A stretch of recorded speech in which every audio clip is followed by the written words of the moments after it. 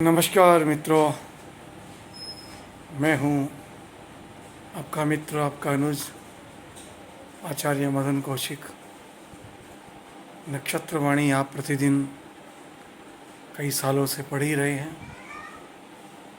पिछले कई दिनों से आपसे मैं रूबरू नहीं हो पा रहा था, आपसे मैं बात नहीं कर पा रहा था। उसके पीछे कुछ कारण ये भी रहा कि 2 महीने से तो थोड़ा मुझे चोट लगने की वजह से भी मैं खुद थोड़ा परेशान रहा। ये देखिए, मेरे भी फ्रैक्चर हो गया दांत के ऊपर, अभी भी एक क्रैम पट्टी मैंने बांधी हुई है। खैर, तो मैं कुछ दिन से सोच रहा था आपसे कुछ अच्छे विषयों पर बात करूं, लेकिन बस कई कारणों से बात कर नहीं पाया। आज बहुत मन हुआ कि मैं आज आपसे बात कर ही लूं, तो इसके लिए मैं आपके समक्ष उपस्थित हुआ हूं। देखिए मित्रों, ऐसा है, पिछले 2 महीनों में लगभग सभी ग्रहों ने अपनी राशियां बदली हैं, और उसमें सबसे बड़ा जो ग्रहचार हुआ, ग्रहों का परिवर्तन, राशियों के अंदर ग्रहों का आना जाना हुआ, उसमें सबसे मुख्य चर्चा का विषय रहा, या अभी भी विषय बना हुआ है चर्चा का, वो है शनि ग्रह का राशि परिवर्तन। शनिदेव 30 वर्षों के पश्चात, ठीक 30 सालों के बाद, अपनी प्रिय राशि में, अपनी स्वराशि में, मकर राशि में प्रवेश हुए हैं 29 अप्रैल को। और जैसे ही शनिदेव अपना राशि परिवर्तन करने वाले थे, ज्योतिष के क्षेत्र में, ज्योतिष के विश्व के अंदर बड़ी एक ज्योतिषाचार्यों के बीच में यह चर्चा का विषय था कि शनिदेव अब पूरे विश्व के अंदर, विशेष रूप से अपने भारतवर्ष के अंदर, और उसमें भी एक सामान्य नागरिक के ऊपर कैसे अपना प्रभाव दिखाएंगे। तो मित्रों, मैं आपको बताना चाहूँगा, और ज़्यादा लंबा नहीं खींचते हुए बात को, कि शनिदेव अब जब इस राशि में आ चुके हैं, आकर के आज ठीक करीब 3 हफ्ते का समय, 21 दिन का समय हो चुका है।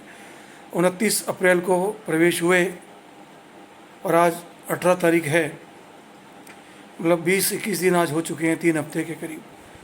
तो लेकिन इनका संचार, इनका एक राशि में रहने का समय बहुत लंबा होता है, इसलिए अभी भी कोई देर नहीं हुई है आपसे बात करने में मुझे, क्योंकि शनिदेव एक राशि पर 2.5 साल तक, 2.5 ईयर्स एक राशि में रहते हैं, एक राशि में इनका प्रभाव रहता है। मित्रों, शनिदेव के कुंभ राशि में प्रवेश करने से, जहाँ 3 राशियों के ऊपर, 3 राशि, 3 जोडियाक्स के ऊपर, जोडियाकल साइंस के ऊपर, जहाँ बड़ी पनौती महाराष्ट्र की, मुंबई की भाषा में बोलते हैं, जिसको शास्त्रीय भाषा में बृहद कल्याणी ढैया बोला जाता है, और 2 राशियों के ऊपर छोटी पनौती, मुंबई की भाषा में, महाराष्ट्र की भाषा में, और शास्त्रीय ज्योतिषीय भाषा में लघु कल्याणी ढैया बोला जाता है, वो उन राशियों के ऊपर प्रारंभ हो चुकी है। अब ये राशियाँ कौन सी हैं, तो आइए आपको बताते हैं। शनिदेव जब भी कहीं भी जाते हैं, जिस राशि में जाते हैं, उस राशि पर तो 7.5 का प्रभाव, बृहद कल्याणी ढैया का प्रभाव प्रारंभ हो ही जाता है। उससे एक राशि पीछे की और एक राशि आगे की, उस पर भी हमेशा साथ में 7.5 ही चलती है। तो मतलब किस तरह से इसका प्रभाव रहेगा। इस समय मकर राशि पर शनि की दूसरी ढैया, मतलब एक्चुअल में बोलेंगे तो तीसरी ढैया बोला जाएगा, उतरती हुई 7.5। मतलब मकर से कुंभ में शनिदेव चले गए ना।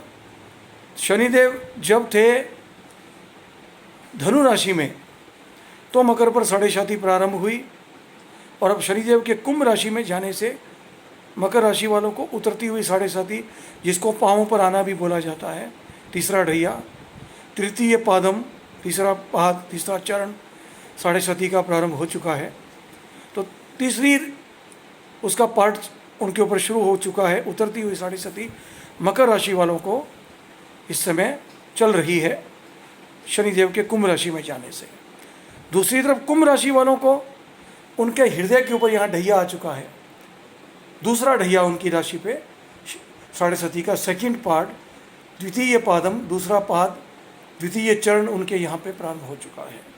मतलब पहला चरण हमेशा मस्तक पर माना जाता है, दूसरा चरण हृदय पे माना जाता है, तीसरा पाँव के ऊपर माना जाता है। ठीक है, तो अब जो है तीसरा चरण पाँव पे जाने से उतरती हुई 7.5 मानी जाती है, पर चूंकि शनिदेव कुंभ राशि में आए हैं इसके लिए उनको इसका दूसरा ढैया प्रारंभ हुआ है। पहला ढैया कब हुआ? जब तक शनिदेव मकर राशि में थे 29 अप्रैल के पहले। अब उनको दूसरा ढैया यहाँ पे शनि का प्रभाव हृदय के ऊपर 7.5 का दूसरा चरण जो हृदय पे माना जाता है वो प्रारंभ हो चुका है। और जो मीन राशि है, मीन राशि वालों को बहुत संभल के रहने की आवश्यकता है, क्योंकि अब मीन राशि के लिए 7.5 प्रारंभ हुई है। उनके लिए पहला ढैया 7.5 का पहला चरण जो कि मस्तक पर माना जाता है वो प्रारंभ हो चुका है। तो जो मीन राशि के जातक हैं वो बृहद कल्याणी ढैया या लगती हुई 7.5 के पहले चरण से, पहले पाए से, पहले पादम से, प्रथम पादम से प्रभावी रहेंगे। यानी उनको 7.5 की 29 अप्रैल से शुरुआत हुई है और 2.5 वर्ष तक शनि उनके मस्तक पर रहेगा। और ये मस्तक और हृदय का जो ढैया होता है, यानी कि पहला और दूसरा ढैया, ये सामान्यतः बड़ा कष्टप्रद माना जाता है। तो मीन राशि वाले जातकों को इस समय शनिदेव सामान्यतः यह माना जाएगा कि सभी प्रकार से प्रभावित नेगेटिव रूप से करेंगे।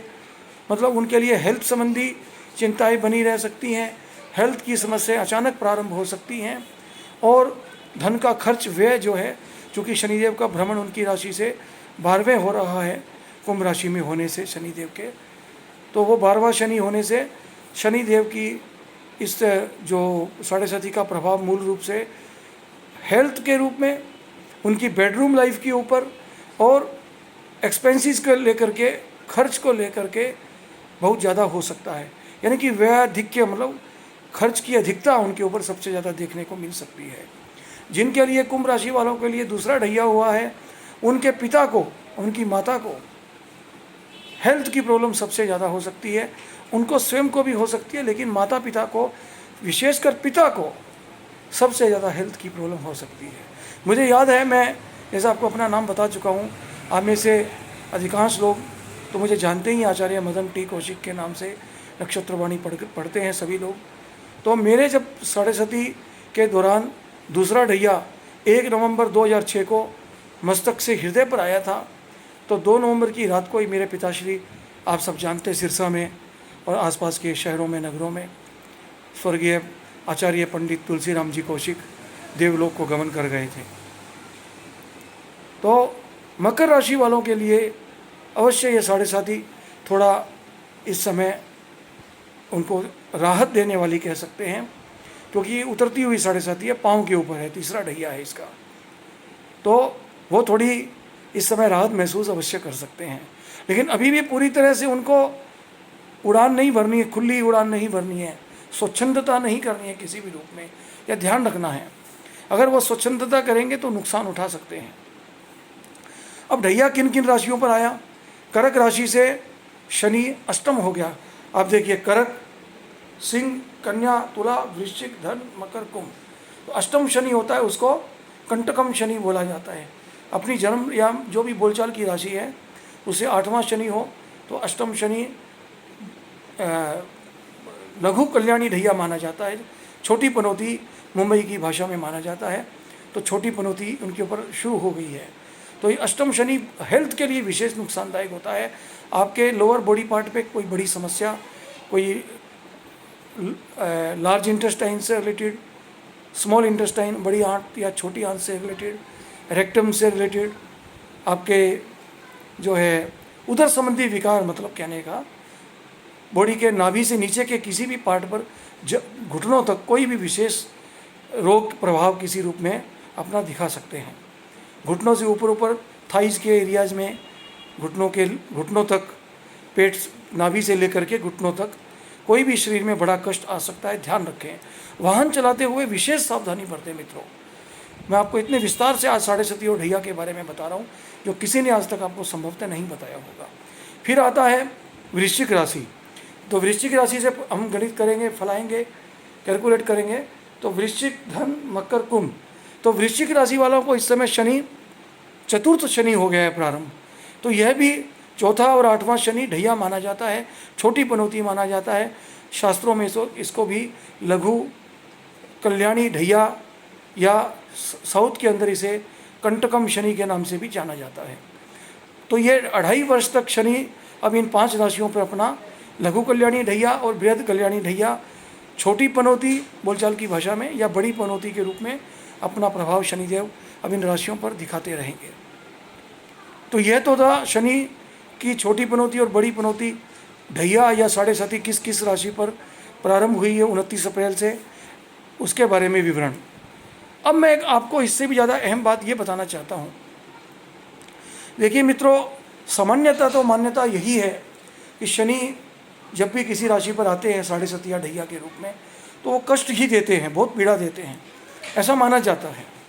पर मित्रों, यह पूर्णतः सत्य नहीं है। वो कैसे? शनिदेव कभी भी सिर्फ कष्ट ही नहीं देते हैं। शनिदेव न्यायाधीश की संज्ञा उनको दी गई है, न्यायाधीश का रैंक, उनका दर्जा, ये उपाधि उनको दी गई है। वो अपने उस नेचुरल, उनको जो एक बाई वर्च्यू जो पावर दी गई है उनको, वेदों में वर्णित है इस बात के बारे में, ज्योतिष के ग्रंथों में वर्णित है यह विषय कि उन्होंने भोलेनाथ को जो उनको पावर दिया, उनको स्वयं को भी भोलेनाथ को ये पावर देने के बावजूद भी भोलेनाथ के द्वारा, भगवान शिव शंकर के द्वारा शनिदेव को ये पावर, ये शक्ति देने के बाद कि तुम जो भी, तुमको शनिदेव को ये पावर दी भोलेनाथ ने, भगवान शिव ने, कि जो भी दुराचार करेगा, दुष्कर्म करेगा, बुरे कार्य करेगा, दूसरे का अहित करेगा, दूसरे के साथ अन्याय करेगा, उसको सज़ा तुम दोगे, उसके लिए न्यायाधीश तुम रहोगे। तो न्यायाधीश का उनको दर्जा, यह उनको पावर दी गई है।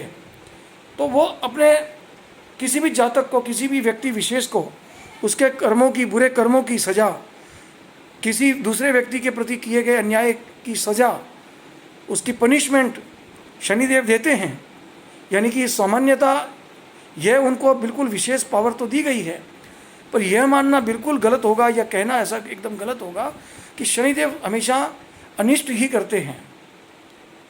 शनिदेव की दृष्टि, वक्र दृष्टि, क्रूर दृष्टि मानी जाती है, यह भी बात सही है। पर शनिदेव जहाँ बैठते हैं उस स्थान को वृद्धि भी प्राप्त करवाते हैं, उस स्थान को ताकत भी देते हैं, उस स्थान का शुभ भी करते हैं। ऐसा भी ज्योतिषीय ग्रंथों में माना गया है। ज्योतिष का एक बड़ा सामान्य सा एक शास्त्रीय श्लोक उद्धृत में किया हुआ बताता हूँ कि स्थान हानि करो जीवः, स्थान वृद्धि करो शनि। यानी जो जीव, गुरु को, बृहस्पति को, जुपिटर को बोला जाता है मित्रों। तो गुरुदेव बृहस्पति देव, देवगुरु बृहस्पति जहाँ बैठते हैं वो उस स्थान विशेष की हानि करते हैं। मतलब जिस घर में, जिस भाव में बैठ जाते हैं उस घर की हानि करते हैं। लेकिन स्थान वृद्धि करो शनि, और शनिदेव जिस घर में बैठते हैं, यानी कि जिस आपकी जन्म कुंडली के जिस भाव में जाकर के शनिदेव बैठ जाते हैं, उस स्थान को वृद्धि प्रदान करते हैं, उस स्थान को शुभ फल प्रदान करते हैं, उस स्थान की हानि नहीं करते हैं। और ठीक इससे विपरीत, एंड वाइस वर्सा अंग्रेजी में बोलेंगे तो, मतलब गुरु की जो दृष्टि होती है जहाँ बैठते हैं, वहाँ से 5वीं, 7वीं और 9वीं दृष्टि जहाँ तक वो डालते हैं, जिस घर में बैठते हैं वहाँ से 5वीं दृष्टि, 7वीं दृष्टि और 9वीं दृष्टि, उससे वो उस भाव का अच्छा करते हैं। यानी कि पंचम भाव को जिसको वो देखते हैं, वहाँ जहाँ से भी बैठ करके, मतलब लगन में बैठे तो पंचम भाव को देख रहे हैं, सप्तम को देख रहे हैं, नवम में देख रहे हैं, तो उन भावों को वो शुभ फल प्रदान करेंगे। उस स्थान से जुड़ी हुई चीज़ों को, उनके अंडर जो जो चीज़ें उन भाव, जिन भावों में आती हैं, मान लो मेष लगन की कुंडली है, शनि जहाँ, बृहस्पति देव जहाँ मान लो मेष राशि में लगन के अंदर ही बैठे हैं, प्रथम घर में बैठे हैं, तो पंचम भाव जो विद्या का, मित्रता का, पुत्र का, संतान का जो भाव है, फेम का जो भाव है, नेम एंड फेम का जो भाव है, उसको वृद्धि प्रदान करेंगे। सप्तम भाव जो पत्नी का, स्पाउस का या पति का जो भाव है, उसको वृद्धि प्रदान करेंगे। और नवम भाव जो जहाँ पे धनु राशि आएगी कुंडली में, उसको भी बड़ा शुभ फल प्रदान करेंगे। लेकिन जहाँ बैठेंगे मेष राशि में, ऐसी सामान्य मान्यता है, उस घर की थोड़ी हानि करेंगे। और शनि की ठीक इससे विपरीत जो है स्थिति है, शनि का विपरीत बैठने का फल है वो ये कि शनिदेव जहाँ बैठते हैं उस स्थान को वृद्धि प्रदान करते हैं। तो मेष में बैठेंगे तो मेष राशि में हालांकि नीच के होते हैं शनिदेव, पर इसका जो प्रभाव हम प्रतिपादित करेंगे इस नियम को, तो उसके अनुरूप मेष राशि के उस प्रथम भाव को नीच होने के बावजूद भी काफ़ी सारे शुभ फल भी प्रदान करेंगे। लेकिन तीसरी अपनी दृष्टि से, यानी कि मिथुन राशि को, तीसरे भाव को, और सप्तम को, जिसको कि सारे ग्रह ही सप्तम दृष्टि से तो देखते ही हैं, सभी ग्रह पूर्ण दृष्टि से, तो उसको, यानी कि जो 7वां घर तुला राशि का वहाँ आता है, तुला राशि में जबकि शनिदेव उच्च के होते हैं, पर दृष्टि के हिसाब से देखेंगे शनि वहाँ बैठे हैं तो सप्तम स्थान की हानि करेंगे। और दशम दृष्टि जो शनिदेव की होती है, वो 10वें भाव के अंदर जहाँ उनकी मकर राशि आएगी, एक मैं मेष लगन से उदाहरण से आपसे बात कर रहा हूँ कि मेष में ही शनि बैठे हैं, तो दृष्टि शनिदेव की अच्छी नहीं मानी जाती, तो दशम दृष्टि से वो कर्म भाव की, दशम भाव की, हाउस ऑफ प्रोफेशन की भी थोड़ी हानि करेंगे। पर इसमें भी अब ये थोड़ा सा विषय बड़ा लंबा और गूढ़ हो जाता है, इसको अगर समझने जाएं। जैसा कि मैंने पहले बताया कि तुला राशि में सप्तम भाव को जब देखेंगे तो शनि उतनी हानि नहीं करेंगे, क्योंकि शनि वहाँ जाकर के उच्च के हो जाते हैं, जबकि शनि की जैसे दृष्टि बताने की वो खराब होती है, शनि जहाँ देखते हैं उसको, उस जगह को अपनी दृष्टि से हानि पहुँचाते हैं। पर सप्तम दृष्टि में जहाँ उनकी उच्च राशि है उसको वो हानि नहीं पहुँचाएंगे या कम हानि पहुँचाएंगे, ये ऐसा मानेंगे। और दशम तो उनकी मकर राशि स्वयं की है, तो उसको तो और कम हानि पहुँचाएंगे। ठीक है, तो इस तरह से इसका फल लिया जाता है।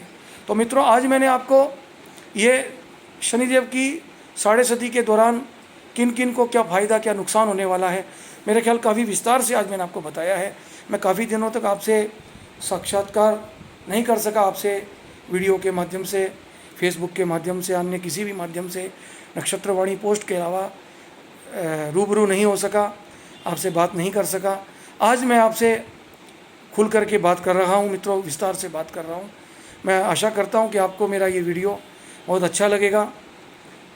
मैं आपको इसमें एक चीज़ और अभी पहले वीडियो को समाप्त करने से पहले बोल देना चाहता हूँ मित्रों, वीडियो थोड़ा लंबा अवश्य हो गया है, पर मुझे आशा कि आपको इसको सुन करके, देख करके आनंद आएगा। इसे आप सुने, अपने कमेंट्स इस पर दें, इसे शेयर करें और लाइक भी करें।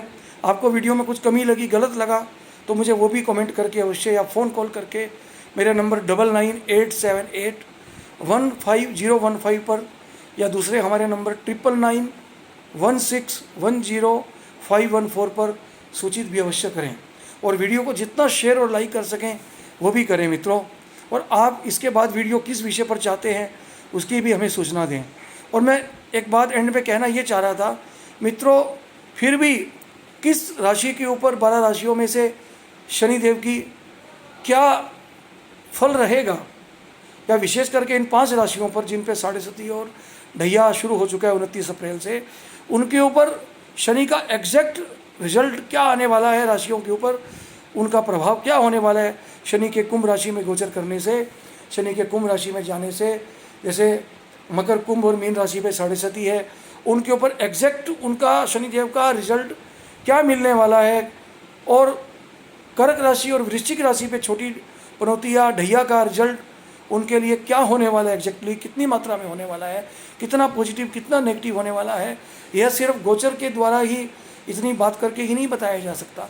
इसके लिए आपकी जो भी जातक कर्क राशि वाले, वृश्चिक राशि वाले, मकर, कुंभ और मीन राशि वाले, जन्म राशि वाले या बोलचाल की प्रसिद्ध राशि वाले जातक हैं, उनकी जन्म कुंडली को पूरी तरह से शनि की स्थिति को देख करके, जन्म कुंडली में शनि किस स्थिति में बैठा है उसे देख करके ही, और बाकी ग्रहों की स्थिति क्या है, और अब की उनकी जन्म कुंडली के ऊपर भी शनि का गोचर को अप्लाई करके देखा जाएगा। शनि के सैटर्न के ट्रांजिट को उनके जन्म कुंडली पे अप्लाई करके देखा जाएगा और उससे नेट रिजल्ट निकाला जाएगा कि शनि का क्या प्रभाव उनके ऊपर विशेष रूप से रहने वाला है। ये जन्म कुंडली को, जन्माक्षर को, आपकी हॉरोस्कोप को पूरी तरह से स्टडी करके ही इसके बारे में विस्तृत रूप से बताया जा सकता है। और आपके लिए रत्न पहनना साढ़े सती के दुष्प्रभाव से बचने के लिए उत्तम रहेगा, या आपके लिए शनि संबंधी कोई जाप करना विशेष अच्छा रहेगा, या कौन सी आराधना या उपासना करनी अच्छी रहेगी। नीलम पहने तो कितने कैरेट का पहने, नीलम पहने तो सिलोनी पहने या बैंकॉक पहने, या कहीं और माइन का कश्मीरी नीलम पहने, या शनि की उपासना मात्र से ही आपका शुभ हो जाएगा, आपका अच्छा हो जाएगा। यह सब जन्म कुंडली के ऊपर विस्तृत विवेचना करने के बाद ही आपको बताया जा सकेगा मित्रों। तो आप अपनी जन्म कुंडली दिखवाएं। हमारे पास जन्म कुंडली देखने के 3 फॉर्मेट होते हैं: संपूर्ण समाधान, 2 क्वेश्चन समाधान, 1 सिंगल क्वेश्चन समाधान, singlet, doublet and complete solution, complete psychic reading. तो आप जो चाहें वो फॉर्मेट चुन सकते हैं मित्रों हमसे बात करके।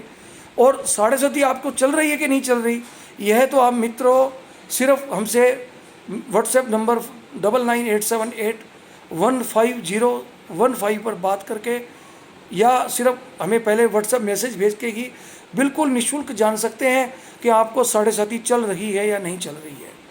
हाँ, शनि आपकी जन्म कुंडली में कैसा है, क्या है, उसका रिजल्ट क्या होगा, क्या उपाय करें या कुछ भी उपाय ना करें, आपको आवश्यकता है या नहीं, वो सब आप जन्म कुंडली दिखा करके जान सकते हैं। आप 1 क्वेश्चन वाला मात्र मार्गदर्शन भी ले सकते हैं, आपके ज़्यादा क्वेश्चन नहीं है तो आप 2 क्वेश्चन वाला भी मार्गदर्शन ले सकते हैं, डबलेट बोलते हैं उसको।